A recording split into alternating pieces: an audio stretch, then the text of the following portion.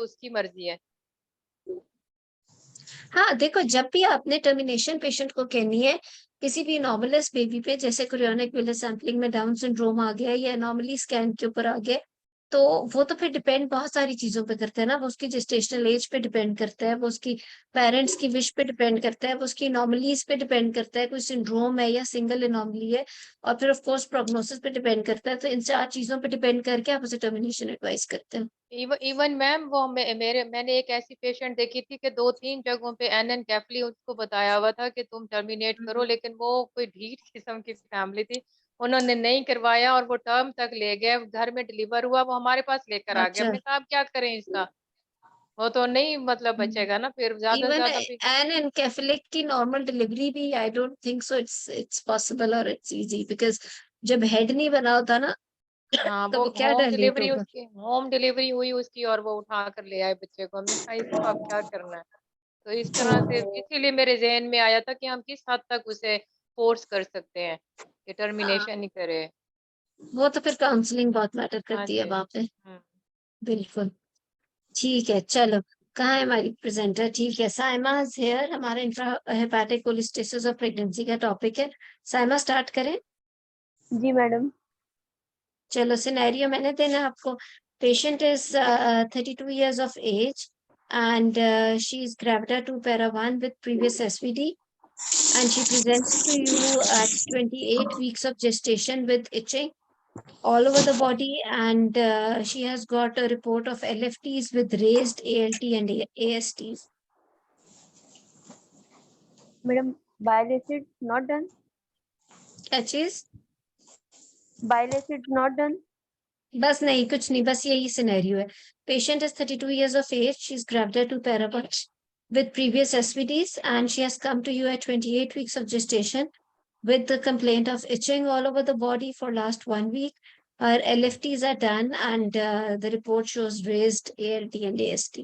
कोई role player बनेगा इसमें? जल्दी से कोई रोल प्लेयर बन जाए। आप लोगों की उसकी वाली प्रैक्टिस कम होती है रोल प्लेयर के साथ।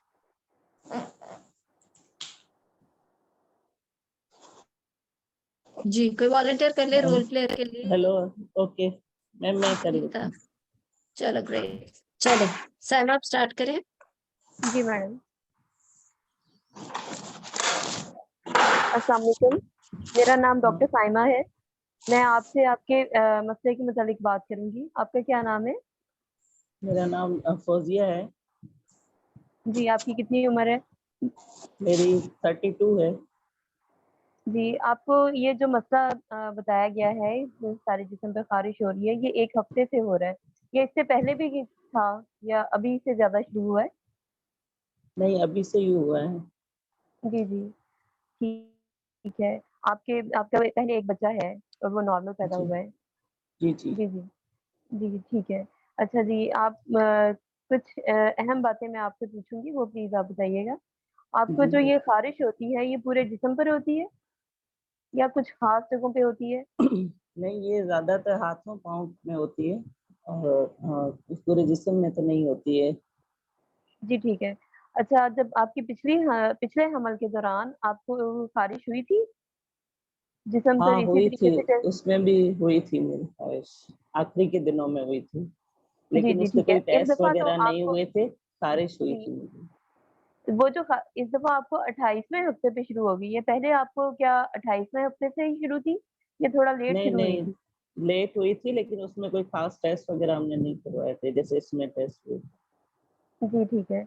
अच्छा, प्लीज आप ये बताइएगा कि आपकी अम्मी या बहनों में से किसी को हमल के दौरान यही मसला हुआ खारिश वाला? ऐसा कुछ पता नहीं है, अभी उनका कोई खास ऐसा सुना नहीं था। अच्छा जी ठीक है। अभी जो प्रेजेंटली फैमिली मेंबर्स हैं, उनमें से किसी को खारिश वगैरह का मसला हो? नहीं, ऐसा तो नहीं। ठीक है। अच्छा, ये बताइएगा कि आपको नींद अच्छे से आ जाती है?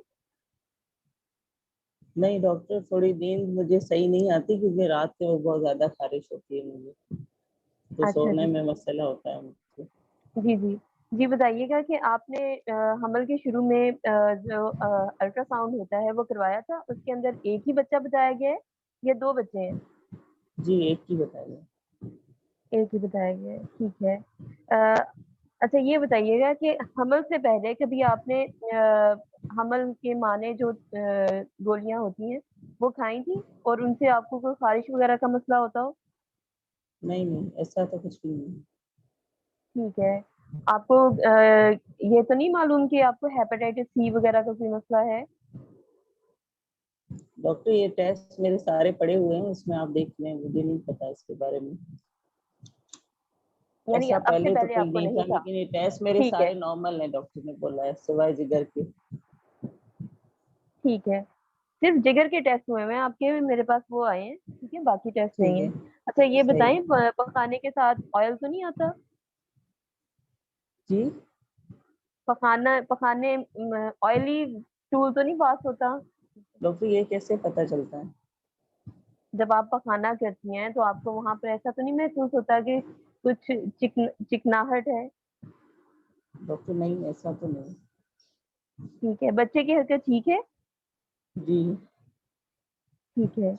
आपको ऐसा लगता है कि बच्चे के हमल का दौरानिया जितना है, बच्चे की ग्रोथ उसी तरीके से हो रही है, कम या ज्यादा तो नहीं है?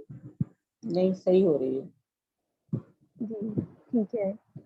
और इसके अलावा, हमल के अलावा आपको कोई किसी किस्म का मसला, कोई पास्ट हिस्ट्री जिसमें ब्लड प्रेशर, शुगर, कोई और मसला?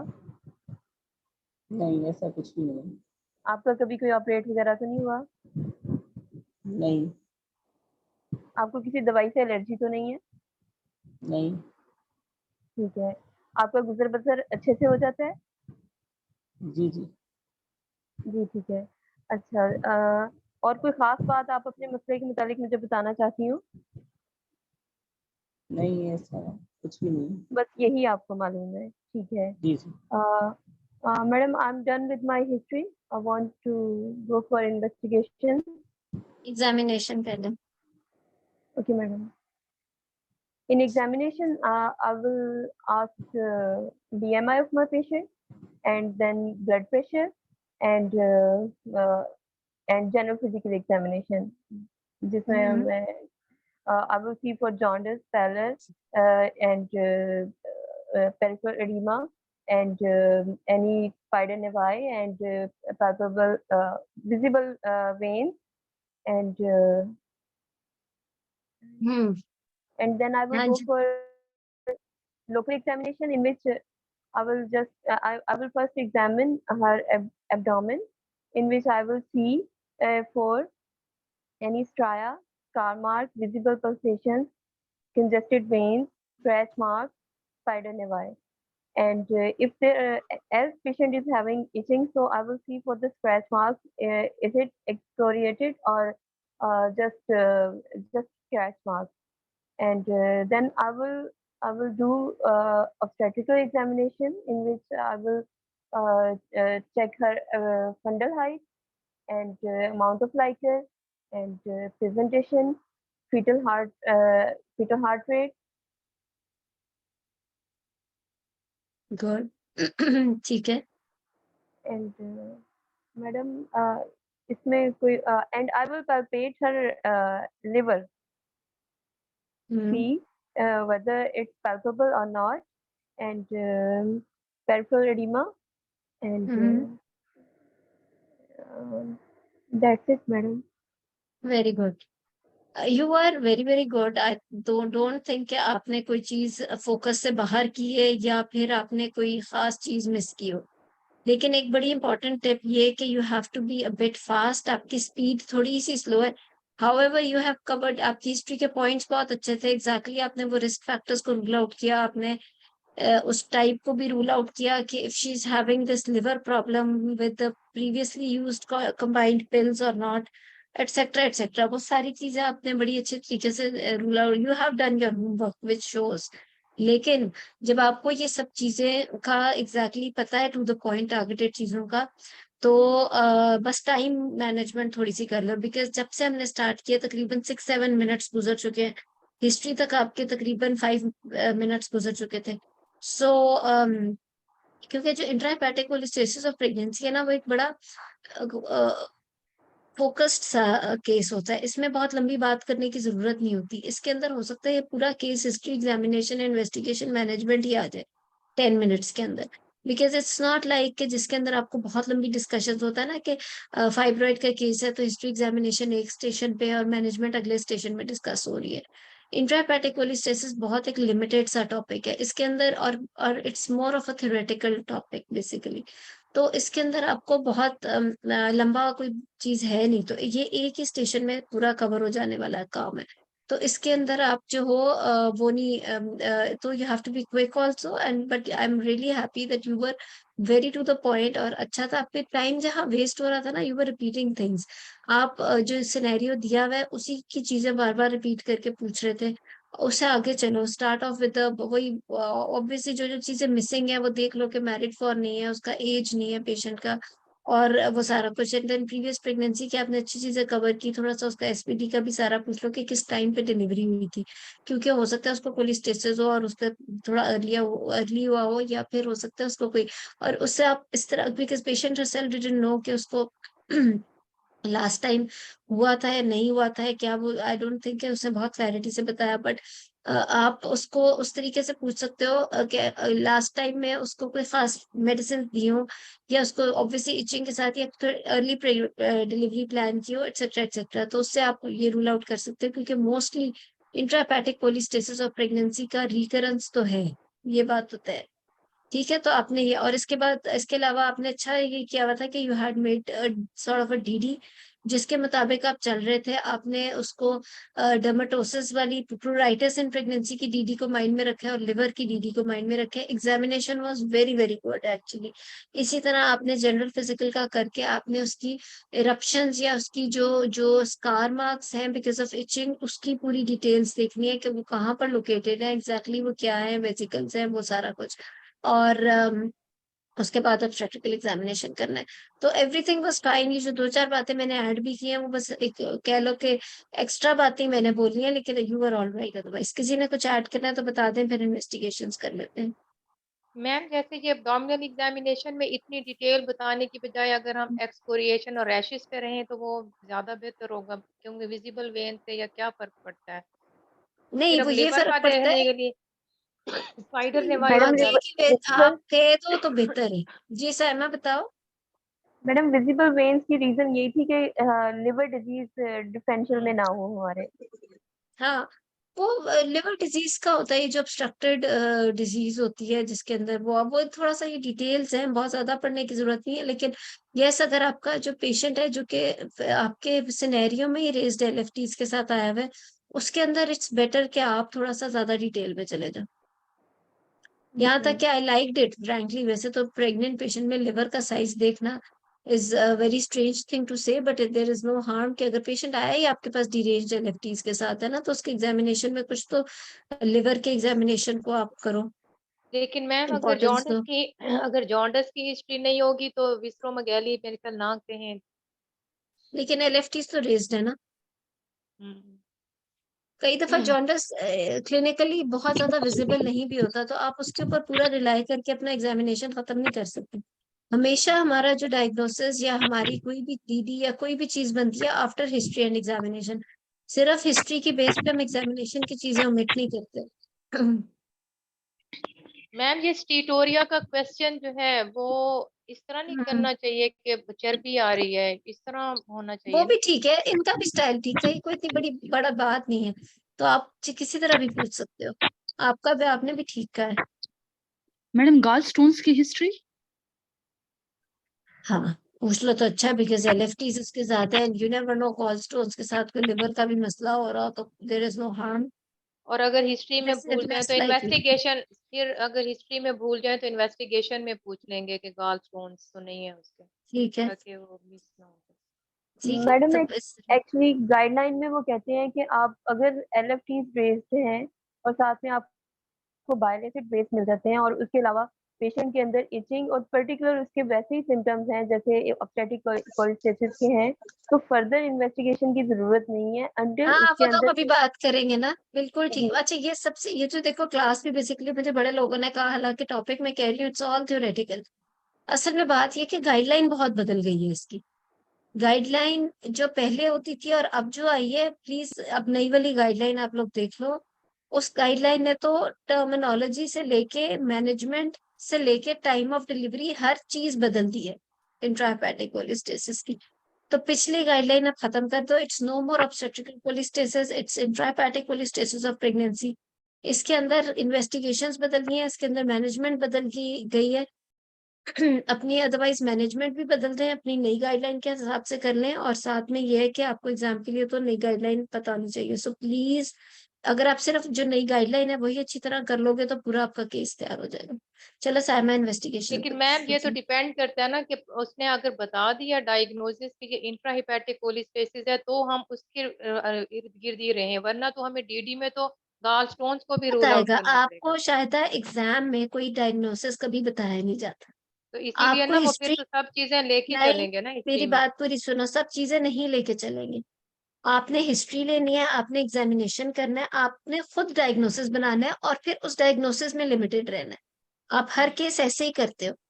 अगर फाइब्रॉइड का केस है तो उसके साथ आप एडिनोमायोसिस और ओवेरियन मैनेजमेंट नहीं कर रहे होते। You know from your history examination कि आपका केस किस चीज का है, ठीक है ना? उसके हिसाब से आप इन्वेस्टिगेशंस मांगते हो। हर चीज साथ नहीं आप लेके चल सकते कि आप इसको कहो कि एटोपिक इरप्शंस भी है, इसको पता नहीं वो जो पेम्फिकॉइड जेस्टिनोसिस भी है, इसको वो जो सारी प्रेटराइटिस की भी मैं साथ लेके चलूंगी। मैं लिवर की इसको acute fatty liver of pregnancy भी बनाऊंगी। मैं इसको जो है वो लिवर की डिजीज, क्रॉनिक लिवर डिजीज भी बनाकर साथ चलूंगी और इंट्रापैटिक भी चलूंगी। तो हाउ कैन यू पास? आप तो पेशेंट भी मैनेज नहीं कर सकते। यही तो आपका स्किल एग्जाम में एग्जामिन हो रहा है ना, कि आपने अपनी हिस्ट्री एग्जामिनेशन से एक डीडी बनाना है। उस डीडी को माइंड में रख के इन्वेस्टिगेशन सीक्वेंस वाइज मांगनी है। उस सीक्वेंस के हिसाब से फिर आपका डिपेंड करेगा कि आपकी फर्दर इन्वेस्टिगेशन हम्म मांगनी है या नहीं मांगनी, ठीक है? ये हम्म। कभी नहीं कहना कि मैं हर चीज साथ ही लेके चलूंगी, तो मैम अ, मरीज के मैं लाखों ही लग जाएंगे, डायग्नोसिस नहीं बनेगा।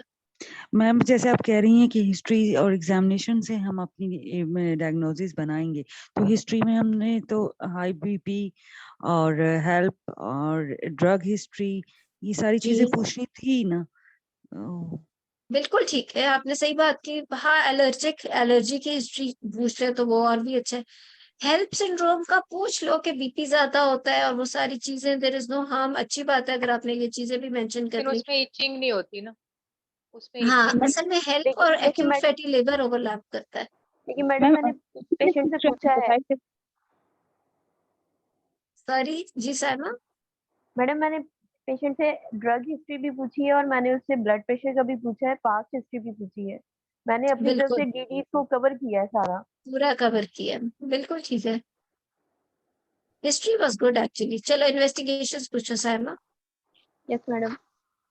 Madam, I will ask for basic health profile and in which ठीक I है। will emphasize on urine complete examination as there is risk of preeclampsia in this patient and timed blood sugar as hmm, again there is a risk of GDM and viral markers hepatitis anti-HCV, hepatitis B surface antigen, anti-HIV, LFTs.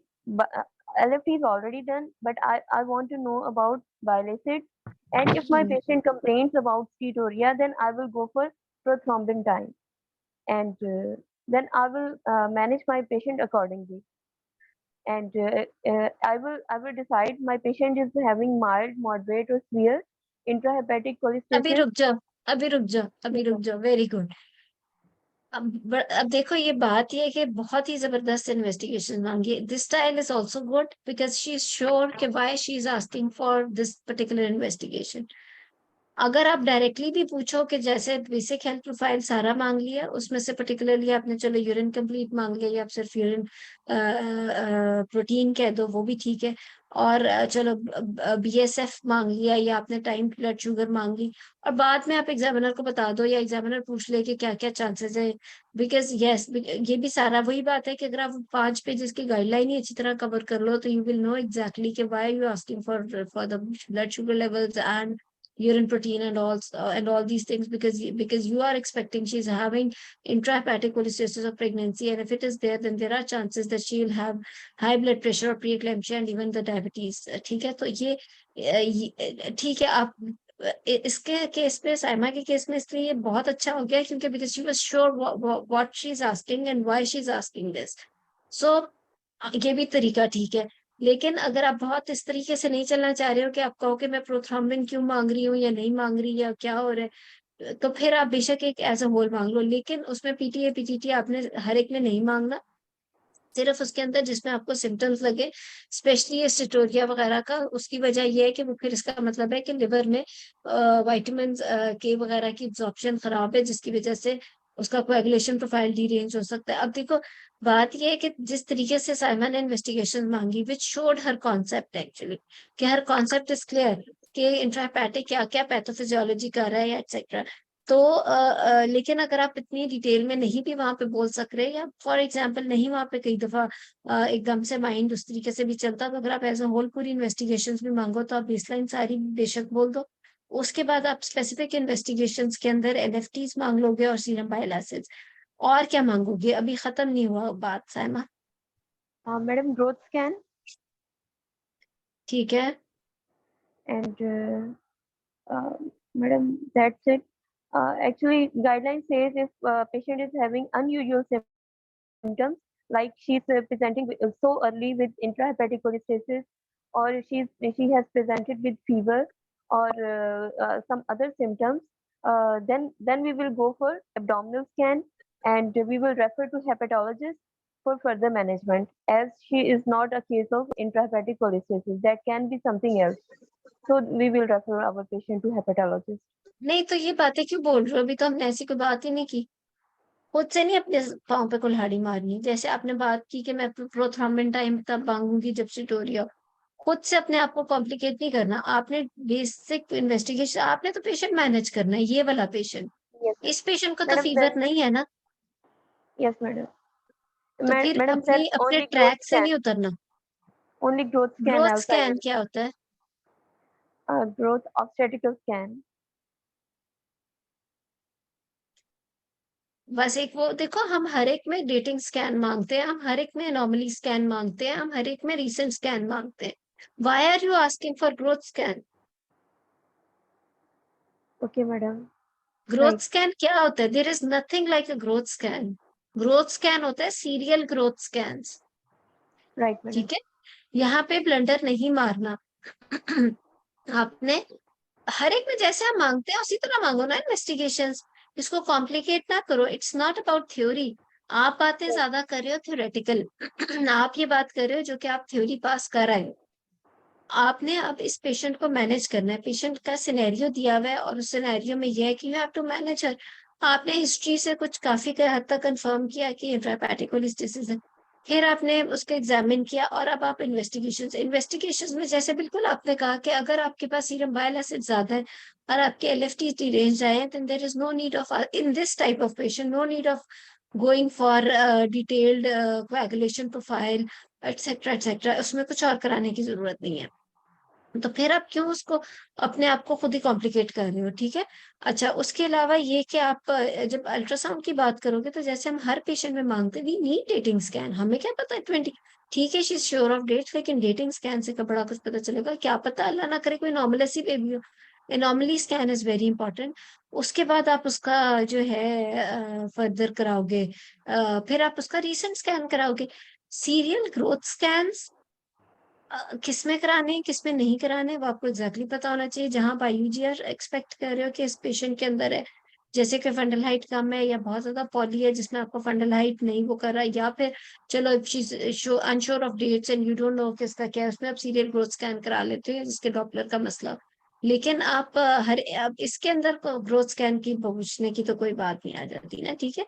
सो कोई लिख रहा है liver scan, liver का scan कराओगे या नहीं कराओगे? Not now, madam. अगर इसकी कंप्लेंट्स बढ़ती हैं और वो जो है हमारी मैनेजमेंट से इम्प्रूव नहीं करती, then we will go for it. देखो बात बिल्कुल ठीक है। बात ये एक्सक्यूज मी, बहुत ज्यादा डिटेल्ड उसमें जाने की जरूरत ही नहीं है।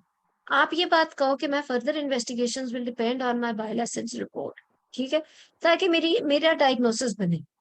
अगर तो बाइल एसिड्स नॉर्मल आ जाते हैं, फिर आप उसके सारे जमाने के टेस्ट कराओ, आप उसका हेपेटाइटिस ए बी सी ई सब कराओ, फिर आप उसका LFT, उसका लिवर स्कैन भी कराओ, फिर आप उसका PT APTT भी कराओ। लेकिन अगर उसके LFT ज्यादा है, इचिंग का पैटर्न आपको पता चल गया, और साथ आपने उसका जो है क्या उसे कहते हैं, और बाइल एसिड्स उसके ज्यादा आए हैं, तो फिर you don't need to get all these detailed liver test done and all that, ठीक है। फिर हेपेटाइटिस ए और ई को ऐड ऑन, बी और सी तो हम वैसे ही करा लेंगे बेसलाइन की वजह से, लेकिन ए और ई का नहीं फिर जरूरत, ठीक है। तो आपने एक चीज ये जरूर बोलनी है कि मैं मुझे सीरम बाइल एसिड्स चाहिए, then my further it depends कि मैं फर्दर और मुझे तो चाहिए होगा या नहीं चाहिए होगा, it depends on the bile acids report, ठीक है। Yes, madam. Yes, madam. तो ये presence of mind, you were going very well, ये एंड पे आके थोड़ी सी मिस्टेक हुई है, लेकिन वही बात है कि अगर अच्छा शुरू से इतना जा रहा हो, एंड पे आके थोड़ा सा आपका ब्लंडर छोटा मोटा हो भी जाए ना, तो वो कवर हो जाता है, क्योंकि जबनद भी देख रहा होता है कि इसे पता है चीजों का। लेकिन अपनी अप्रोच वहां पे प्रैक्टिकल के एग्जाम में प्रैक्टिकल वाली अप्रोच ही रखनी होती है, थ्योरेटिकल अप्रोच नहीं रखनी होती है। क्योंकि अगर आप बहुत ज्यादा थ्योरी की बातें, थ्योरी का बात तो ये है कि फ्रैंकली जब सारे रिटर्न पास करके आ गए, तो थ्योरी तो सबको आती है, अब उसकी इम्प्लीकेशन है पेशेंट के ऊपर। आपने इधर उधर तो जाना नहीं है, आपके सामने वो पेशेंट है या आपके सामने वो सिनेरियो, आपने अब उसी को मैनेज करना है। आप इफ उफ की तो उसमें है ही नहीं कि if she had fever, if she had that, तो मैं हेपेटोलॉजिस्ट को इन्वॉल्व करूंगी, इफ शी हैड दिस और दैट, उसको तो नहीं, मतलब वो तो भी आपके सामने बैठी है, अगर आपको नहीं पता कि उसको नहीं है, तो खुद से कॉम्प्लिकेट भी नहीं करना केस को, ठीक है, बिल्कुल स्ट्रेट फॉरवर्ड। और अपने ट्रैक से बिल्कुल नहीं उतरना, बड़ा अच्छा आप ट्रैक पे चल रहे थे, वो थोड़ा सा ज्यादा ही थ्योरी में चलेगी, वो यही बात है कि इतना भी थ्योरेटिकल नहीं जाना, ठीक है। सो यस, आई थिंक अब आई होप कि इन्वेस्टिगेशन वाली बात आप लोगों को समझ में आ गई है, Yes, madam. ठीक है ना। सो बेसलाइन आप सारी बेशक बोल दो बेसलाइन, उसमें यू डोंट, इफ जो आप जिस तरीके से पॉइंट आउट कर रहे थे, मुझे तो वो चीज बहुत अच्छी लग रही थी कि why were you asking for the blood sugar levels and protein urea etcetera etcetera. However, अगर आप एक कंप्लीट अपनी बेसलाइन बोल के उसके बाद सेकेंडली फिर स्पेसिफिक के अंदर आप LFTs और सीरम बाइल एसिड्स बोलो, और फिर आप कहो कि further investigation depend on the bile acids report, एक चीज। दूसरी चीज ये कि आपने एक्सक्यूज मी, उसके बाद आपने जो स्कैन्स मांगने हैं, आपको वो स्कैन्स क्लियर होने चाहिए। अगर बाइल एसिड्स नॉर्मल आ जाते हैं और LFT ज्यादा है, तो फिर आप उसके कोएगुलेशन प्रोफाइल से लेके, आप उसके लिवर का स्कैन से लेके, आप उसके हेपेटोलॉजिस्ट को इन्वॉल्व कर लोगे, आप उसका ये जो है बाकी हेपेटाइटिस ए और ई को भी रूल आउट करोगे, एटसेट्रा एटसेट्रा, ठीक है। Yes, madam. ठीक है, चलो गुड। सो इसकी मैनेजमेंट से पहले मैं आपको इन्वेस्टिगेशंस बता देती हूँ। ब्लड शुगर लेवल्स और बाकी सब कुछ तो इसका नॉर्मल है, ठीक है, बेसलाइन भी सारा ठीक है। LFTs आपको मैंने बताया डिरेंज्ड है। This is the first report. अच्छा, आपने ये भी पूछना है कि is this the first report of LFTs which is done, क्या पता, देखो she is gravid 2 para 1। Normally जब सेकेंड प्रेगनेंसी में पेशेंट प्रेजेंट कर रही है और प्रीवियस उसको हिस्ट्री देती है इंट्रापैटिक कोलिस्टेसिस की, तो फर्स्ट बुकिंग में ही बेसलाइन के साथ LFTs और बाइल एसिड्स कराए जाते हैं उस पेशेंट के, बिकॉज रिकरेंस इतना ज्यादा है। ये बात भी याद रखें, this is also in Yes, guidelines के patient who presents in the next pregnancy and had ICP previously in the previous pregnancy is advised serum bile acids as well as LFTs with the baseline investigations at the first booking visit, ठीक है। तो आपने इस patient में भी पूछना था, क्योंकि yes, उसने madam. हिस्ट्री शायद दी थी कि ICP उसको पीछे रहा था, तो आपने इसमें भी पूछना था कि उसका ये पहली रिपोर्ट है या उसकी प्रीवियसली हुई हुई है कोई इसी प्रेगनेंसी में अर्ली ट्राइमेस्टर की कोई रिपोर्ट है या नहीं, या हो सकता है कि उसकी कोई सेकंड फॉलोअप विजिट की रिपोर्ट हो, पिछले हफ्ते की कोई रिपोर्ट हो, तो वो भी आपने पूछना है, so that you can see कि बाइल एसिड्स बढ़ रहे हैं या उसके LFTs का क्या चल रहा है। सो आपने LFTs का मैं बता रही थी कि फर्स्ट ही रिपोर्ट है जो मैंने आपको बताया कि रेज्ड है, और सीरम बाइल एसिड्स इसका 60 है, Yes, 60 madam. माइक्रोमोल्स पर Madam, litre. moderate. Yes, madam. 9. Yes, madam. Moderate में लाई करती है patient. चलो अब मैनेज करो। Yes, madam.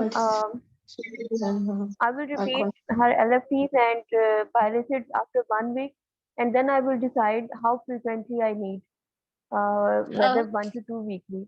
And bile acids. And management about में the पहले time काउंसल नहीं delivery in करोगे पेशेंट moderate को कि हुआ क्या है? वो तो बैठी हुई है आपके सामने, रात को उससे नहीं सोया जा रहा, वो तो इचिंग का मसला लेके आई थी, आप मैनेज करो ना उसे।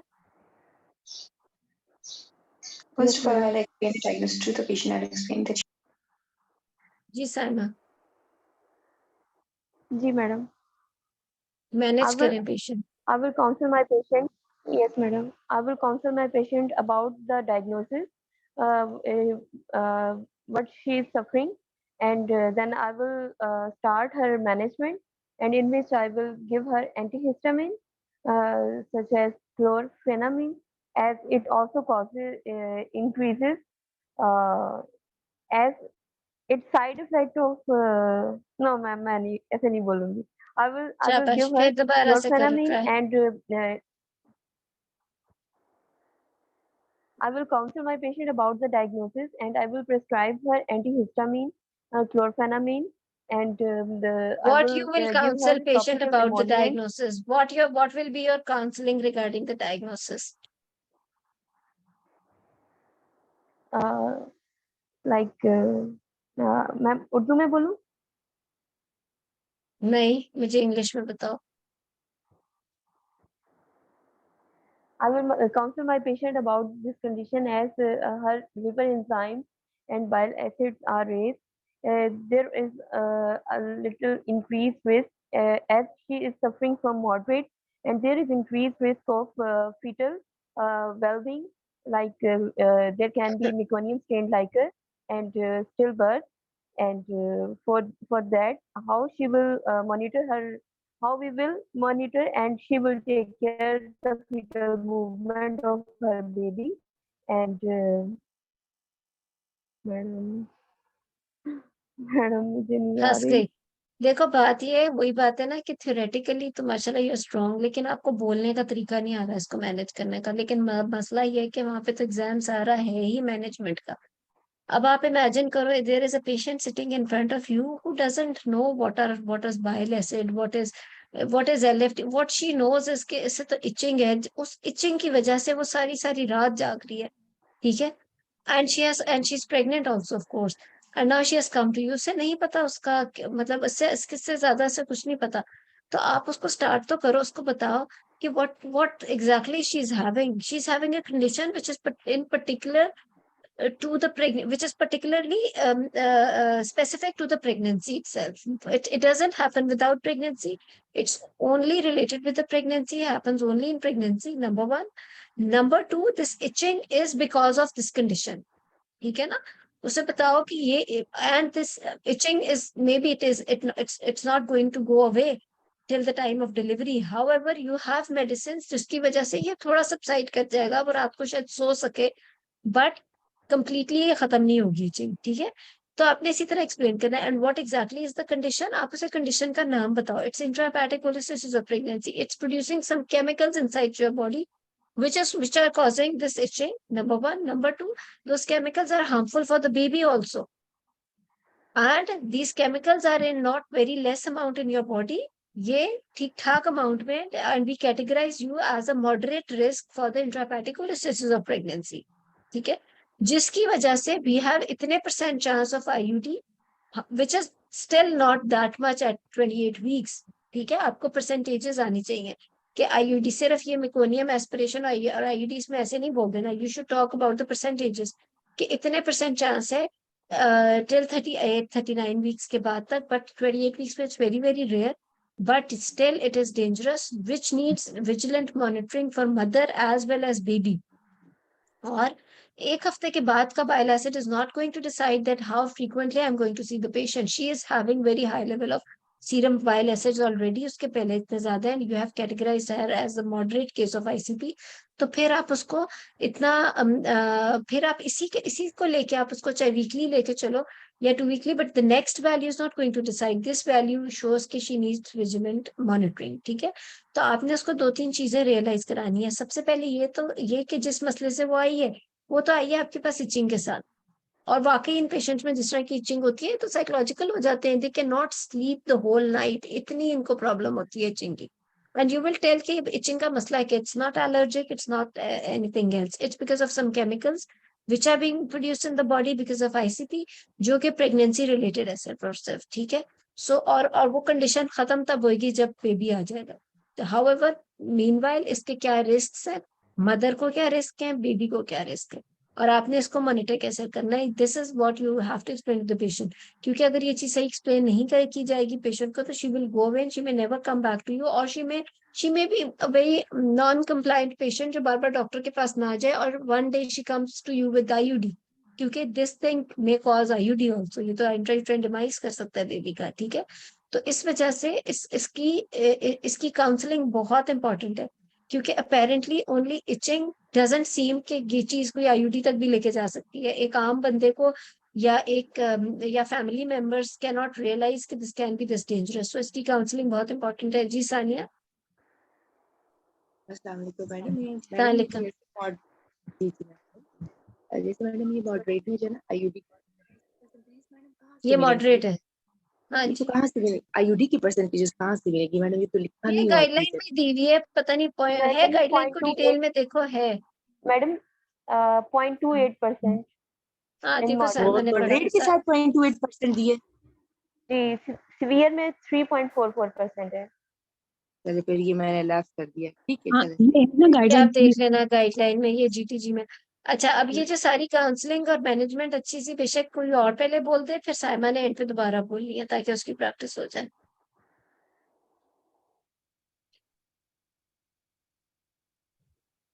मैम मैं बोलूं? वेरी मैं गुड. बोल जी देती सुनीता. हूँ. चलो सुनीता पहले बोल लें, फिर आप भी बोल लेना, सब प्रैक्टिस कर लें. जी Sunita. I will counsel the patient regarding the diagnosis that she having the intrahepatic cholestasis in pregnancy, and this itching is due to this condition, and its maternal and fetal effects. And in maternal effect, there is a worsening of the itching and disturbed sleep, a risk of induction of labor and cesarean section, and postpartum hemorrhage. And in the fetus, there is the risk of the meconium strain like a stillbirth and the preterm labor, and risk of prematurity also. And I will, as my patient is falling in the moderately intrahepatic cholestasis in pregnancy, and there is the only itching to the patient, I will keep in outpatient department in her patient, and I will tell her that there is the symptomatic relief of the symptoms by some medicines such as the antihistamine and cholesterol, calamine lotion, and by this their symptom may be relieved. And one drug which is ursodeoxycholic acid, I will give her according to her weight, 10 to 15 milligram per kg twice. We will start from 250 mg twice a day, and then a dose can be increased depending upon the LFT's report. And I will repeat her LFTs in 1 to 2 weekly, and I will keep weekly on visits, and I will check her LFTs, and I will do her complete obstetrical examination on OPDs. And if there is in the absence of any maternal and fetal condition, I will prolong the pregnancy till 38 to 39 week gestation. And I will, at 36 weeks, I will discuss the time and mode of delivery and contraception with the patient and breastfeeding. As my patient is second gravida and the previous SVD, I will admit the patient at 38 weeks for the induction of labor if she will not go into the labor. And I will do bishop score. If there is a bishop is more than 6 and 6, then I will augment with sorry, before augmentation, I will keep on board neonatologist and anesthetic, and also the neonat and senior consultant on call. They inform her, and then I will give, according to Bishop, I will induce her, and I will vigilant for the fetal monitoring, and I will plot the partogram, and I will try give one-to-one care, and then after during the delivery, I will care for her, and after the delivery, I will hand over baby to the neonatologist, and I will care for her into the postpartum in the recovery room and watch for PPH, her vitals, and then I will counsel the patient in the postnatal period regarding the contraception and risk of recurrence of intrahepatic cholestasis of pregnancy is 90% in the next pregnancy. And then I will repeat her LFTs after 4 weeks of the delivery, and discharge the patient when she will be stable, and follow up in the 1 week in the postnatal period. And in the future pregnancy, she will also do her LFTs report in the next week. Very good, you were very good. इसलिए मैंने allow किया आपको सारा बोलने का, हालांकि बीच में फिर क्वेश्चन होता है कि हाउ विल यू डिलीवर, क्या आप लेबर में करोगे, etcetera etcetera, but you were doing it well, so I wanted कि कंप्लीट एक कवर हो जाए। छोटी छोटी बातें हैं, वही बात है, अजीब सा इन्होंने नई गाइडलाइन में छोटी छोटी बातें ऐड कर दी हैं। उन्होंने कहा है कि जी पीपीएच जरूरी नहीं इसकी वजह से हो, तो पीपीएच का चांस ज्यादा होना नहीं है।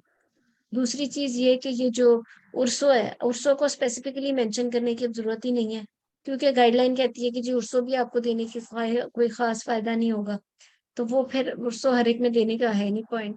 ना वो बायोकेमिकल मार्कर्स को ठीक करेगा, ना वो सिम्टम्स को उस तरह से ठीक करेगा, तो वो उर्सो का उन्होंने कोई बहुत खास रोल नहीं कहा।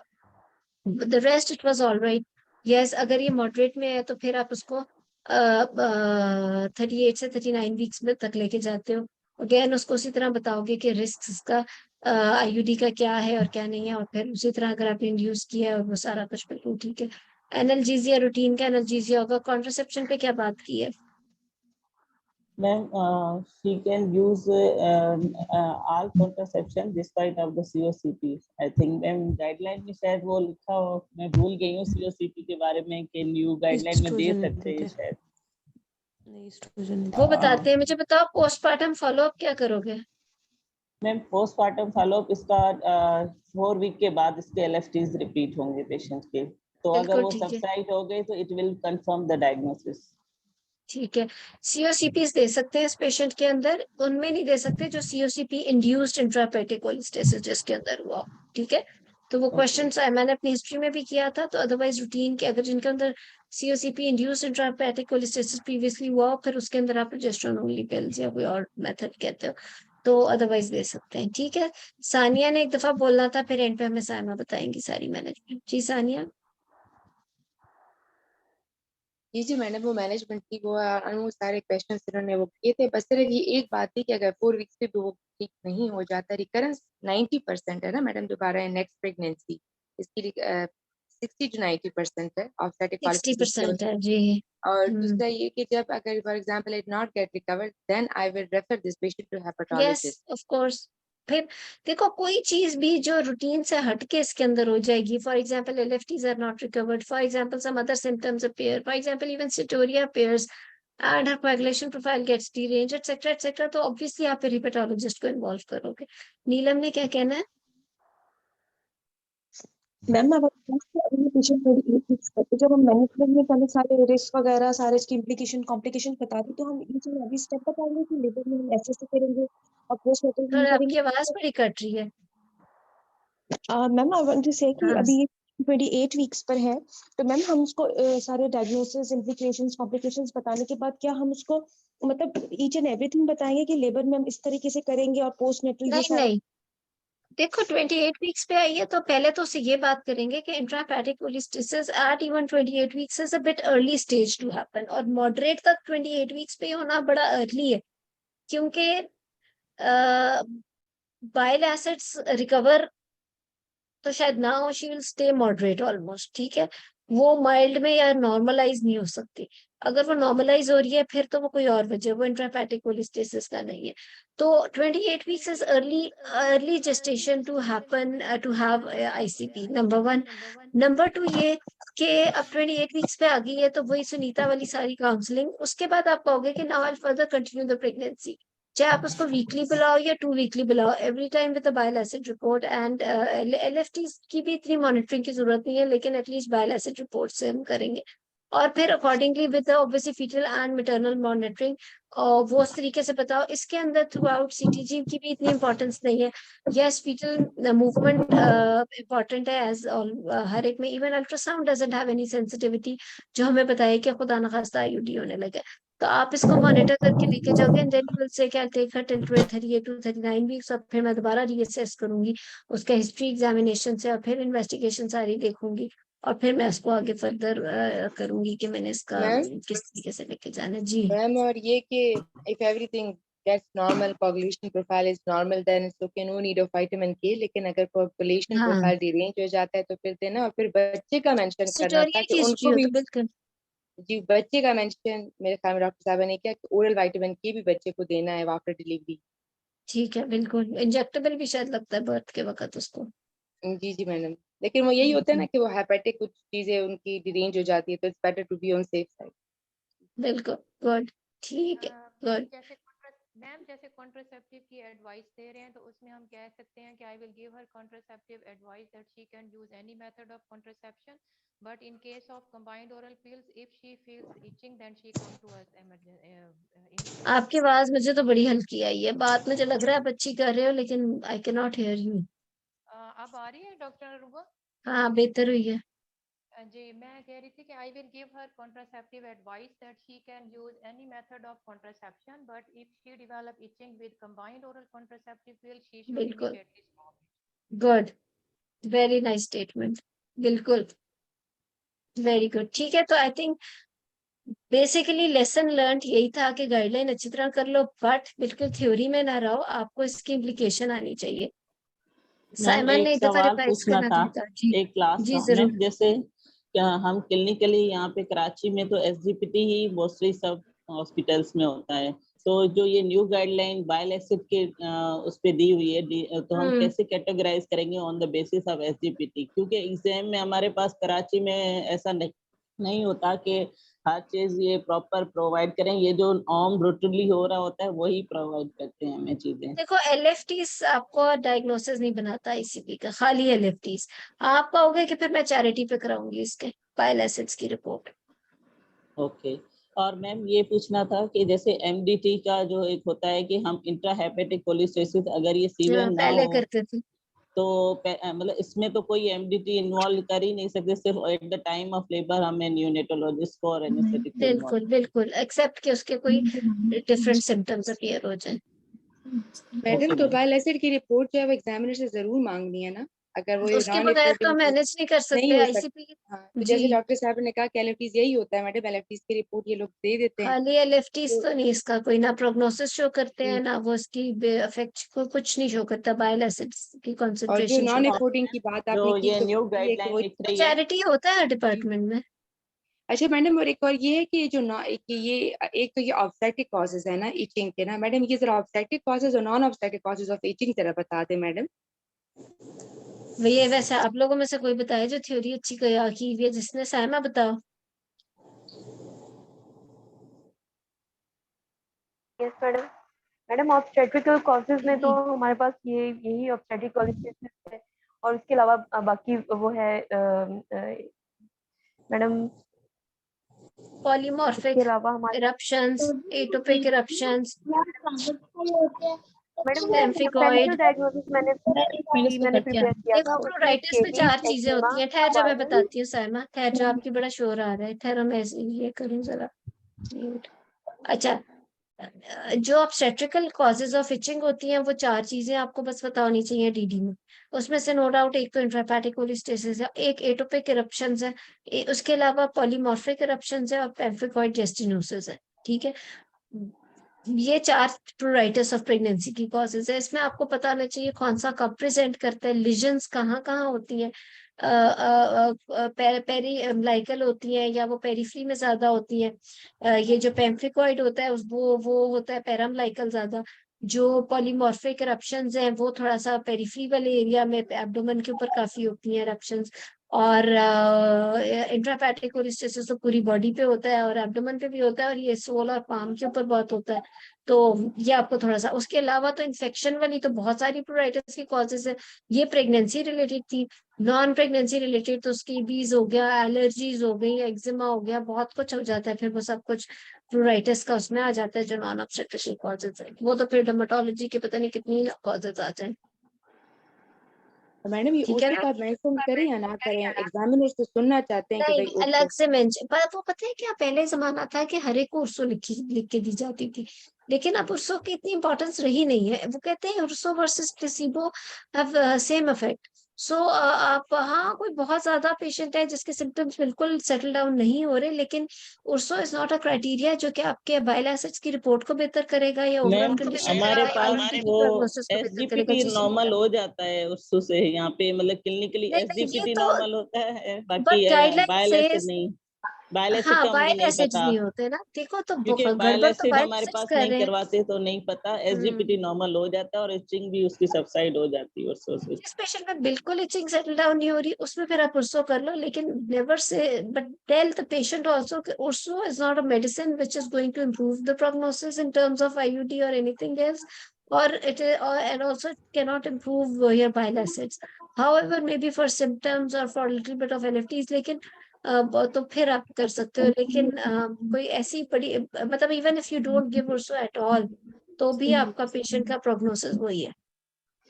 मैम पहले वाली गाइडलाइन में तो गामा जीटी भी बताया था ना कि वो उसमें एलएफटीज में गामा जीटी रेज करता है हाँ ऑब्स्टेट्रिक। पहले तो गाइडलाइन ये लगती है, उन्होंने तो पूरा आईसीपी बदल ही दिया टॉपिक। अब तो पिछली मैडम गाइडलाइन पे नहीं हो सकता। जी मैडम क्लास खत्म हो रही है, 3 मिनट रह गए, आपसे एक सवाल हाँ हटके इस टॉपिक से पूछना चाहती हूँ। जल्दी से कर लो कर मैडम लो। वो ये यूवी प्रलास में मैडम कस्को अच्छा स्पेकुलम यूज करना है या नहीं? मैडम सर राशिद बार बार कह रहे हैं कि कस्को नहीं यूज करना, वो ट्रॉली से हटाना है। इस सवाल है ना मैडम। बात ठीक ही है, मैं बताती हूँ। देखो जब आप एग्जाम में जाते हो और आप अपने इंस्ट्रूमेंट्स इकट्ठे करते हो कि मैंने इस पेशेंट में ये इंस्ट्रूमेंट्स यूज करने हैं, आमतौर पे किसी भी गायनी के पेशेंट के पेल्विक एग्जामिनेशन में हम किडनी ट्रे के ऊपर कस्कोस रेडी कर लेते हैं, एक बड़े साइज का और एक छोटे साइज का, ताकि हम देख लें कि उसकी चीज मल्टी पैरस तो चलो बड़ा वाला यूज कर लेंगे, वरना ये पेशेंट ऐसा है कि जिसके अंदर फर्स्ट उसमें आपने किडनी ट्रे पे कस्कोस नहीं रखना, आपने सिम स्पेकुलम और स्पंज होल्डिंग रखना है। ही इज राइट, सर ने, डॉक्टर आशित ने बिल्कुल ठीक कहा है।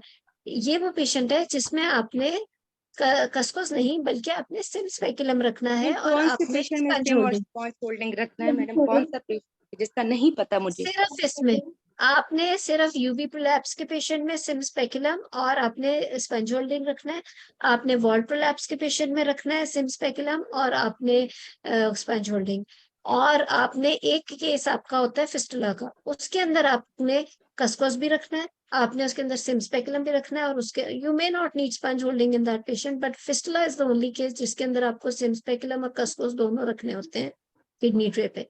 लेकिन जो प्रोलैप्स, यूवी प्रोलैप्स या वॉल प्रोलैप्स का केस है उसमें आप सिम स्पेकुलम और स्पंज होल्डिंग रखोगे। तो मैडम ये जो कहते हैं फर्स्ट डिग्री और सेकंड डिग्री के फर्स्ट डिग्री में, सॉरी नॉट सेकंड डिग्री के, फर्स्ट डिग्री में जो है ना आप वो कर दिया करें, लेकिन मुझे हमेशा एक चीज से बहुत डर लगता है कि कुछ पेशेंट्स का ना स्क्वैटम पीवी नहीं निकल आता ना, सेकंड डिग्री यूवी प्रोलैप्स भी होता है, और ऐसा हुआ भी है मैडम एक दफा मेरे पास ओपीडी में।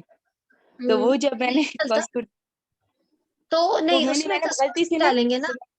तो मैंने गलती से ना, सॉरी मैडम मैं काट रही हूँ आपको, तो मैंने नहीं नहीं गलती से ना कस्को डाल दिया और वो बीच में से सेकंड था, तो मुझे सर की बात बार बार खाए जाए कि हाय मैंने हाँ, तो कस्को डाल दिया। नहीं उसमें कस्कोस नहीं डालना। ठीक है, आई होप ठीक है इट्स मैडम, क्लियर ठीक है नाउ। मैडम। और मैडम माइमेक्टमी के स्टेप्स रह गए, वो फिर माइमेक्टमी के हम अगली स्टेप्स क्लास में करते हैं, अगली चाहे क्लास में कर फाइब्रॉइड का लेंगे कुछ कर इंशाल्लाह। लेंगे। ठीक है, मैम चलो बस गुड। बता दीजिए कि मॉडरेट और माइल्ड में हम लोग आउट पेशेंट बेसिस पर करेंगे और में हम इन पेशेंट बेसिस पे करेंगे, ऑप्स कॉलेज इसका basis. Ma'am ops college status में सिवियर में इनपेशेंट तो नहीं है, आप एडमिट तो नहीं कर लेते? मैम सिवियर में भी एडमिट नहीं करें ना, एडमिशन तो कहीं नहीं लिखा। मैम, बस फिर वो जब लेबर में आएगी तभी एडमिट करेंगे। आपने उसको मॉनिटर करना है 1 वीकली, ठीक है, इवन इफ सिवियर है, लेकिन सिवियर में आप 35 से 36 वीक्स पे उसको डिलीवर कर दोगे, उससे ज्यादा नहीं, 36 के ऊपर ही लेके जाओगे। ठीक है मैम। मैडम ये मॉनिटरिंग 1 to 2 वीकली होनी चाहिए या 1 वीकली होनी चाहिए? वीकली लिखा हुआ है वैसे, एलएफटीज और बाइल एसिड्स कराओ।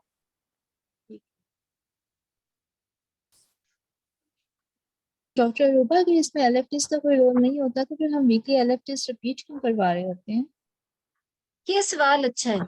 और बाद में जो डायग्नोस, देखो हम तो एलएफटीज 4 वीक्स आफ्टर द कंडीशन भी कराते हैं, वो इसलिए क्योंकि हमने एलएफटीज पे नजर तो रखनी है, खुदा ना खास्ता अगर वो बहुत ज्यादा डिरेंज हो गए हैं तो उसके साथ हमने उसको वो भी तो करना है ना कि क्या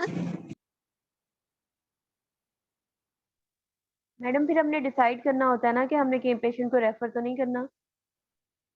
एग्जैक्टली बिल्कुल साइमा ने सही जवाब दिए। वो भी साथ साथ बिल्कुल आपने उसका प्रोग्नोसिस ओवरऑल भी तो साथ देख लेंगे। ठीक है। तो और बाद में भी आप एलएफटीज उसको कराओगे एंड यू सी 4 वीक्स के बाद के शुड सेटल डाउन, अदरवाइज फिर आप हेपेटोलॉजिस्ट पर बात करोगे। मैम ओनली ठीक है। LFTs या बाइल एसिड्स भी साथ में, ओनली LFTs या बाइल एसिड्स भी साथ में? एलएफटीज ही खाली दोनों कराएंगे लिखे 4 हुए वीक्स के ठीक बाद। है। नहीं उन्होंने गाइडलाइन 4 में वीक्स नहीं के नहीं दोनों बाद लिखे मैडम, हुए नहीं दोनों नहीं है मैडम, मैं दोनों है डायरेक्टली बात कर रही हूँ वीकली की, सिर्फ ओनली LFTs या बाइल एसिड्स की मैम? वीकली मैडम वीकली जी मैडम, एलएफटीज और बाइल एसिड्स दोनों। दोनों। अच्छा मैं आपको बताती हूँ, मुझे बताओ कि पोस्ट डिलीवरी जो है वो 4 वीक्स के बाद आपने खाली एलएफटीज कराने हैं या बाइल एसिड्स भी कराने हैं? मैडम दोनों मैम ओनली करवाएंगे। LFTs। Hmm ma'am only LFTs ma'am, post delivery. खाली एलएफटीज लिखे हुए हैं बिल्कुल। मैम इसमें खैर जो मैं गाइडलाइन की लाइन है, confirm the diagnosis of intrahepatic कोलिस्टेसिस in postnatal period at least 4 weeks after birth with resolution of itching a liver test function test returning to normal, और ब्रैकेट में लिखा हुआ including bile acids. Yes madam खैर वो bile acid. देख लीजिए। हम्म madam bile जी acid, Sam. Madam क्योंकि अगर बाइल एसिड जो है वो उसी से ही फिर हमारा डायग्नोसिस कंफर्म होगा कि अगर बाइल एसिड नॉर्मल नहीं हो रहे और प्रेगनेंसी भी रिजॉल्व हो चुकी हुई है तो फिर इसका मतलब है देयर इज समथिंग एल्स, कोई ऑटो इम्यून कंडीशन हो सकती है। अच्छा प्राइमरी। मैंने देख लिया गाइडलाइन में बिल्कुल लिखा हुआ है कि एलएफटीज और बाइल एसिड्स दोनों आप कराओगे 4 वीक्स के बाद, और बिल्कुल जैसे साइमा कह रही है उससे पता चलेगा कि हमारा डायग्नोसिस ठीक था या नहीं था आईसीपी का। दूसरी चीज ये है कि जब नेक्स्ट प्रेगनेंसी में अगर वो आएगी तो फर्स्ट बुकिंग पे आप उसके एलएफटीज और बाइल एसिड्स कराओगे because of the recurrence, high incidence of recurrence. ठीक है, तो ये बात कंफर्म हो गई है कि 4 वीक्स के बाद आपने आफ्टर डिलीवरी एलएफटीज और बाइल एसिड्स दोनों कराने हैं। ठीक है। मैम किसी दिन वो एस्थमा और ट्यूबरकुलोसिस का तो करवा दें वो। ठीक है। ट्यूबरक्लोसिस की मेरा ख्याल है मैंने क्लास की हुई है, जो हमारा टीओ मैथ्स वाला है